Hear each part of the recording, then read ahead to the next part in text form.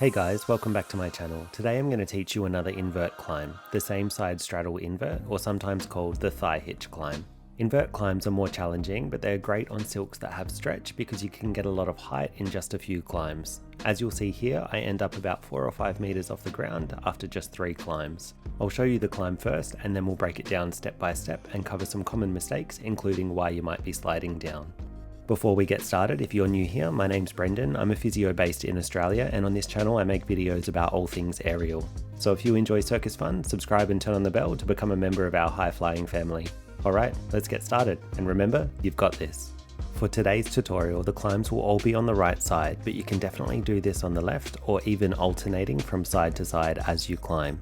If you'd like to see an alternating side tutorial, let me know in the comments down below.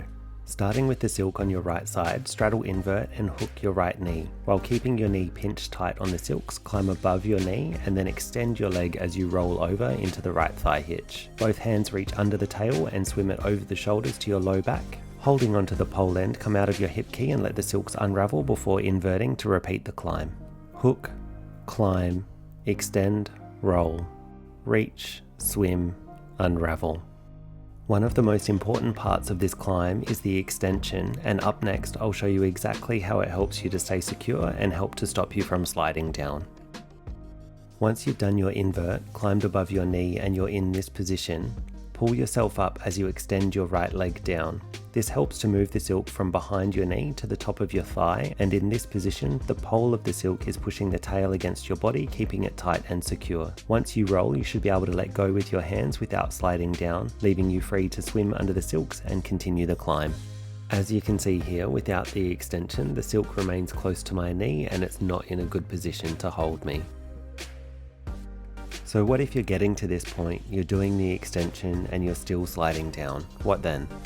The first common mistake is forgetting to scissor your legs. You should feel like you're trying to cross your legs or like you're squeezing your inner thighs together.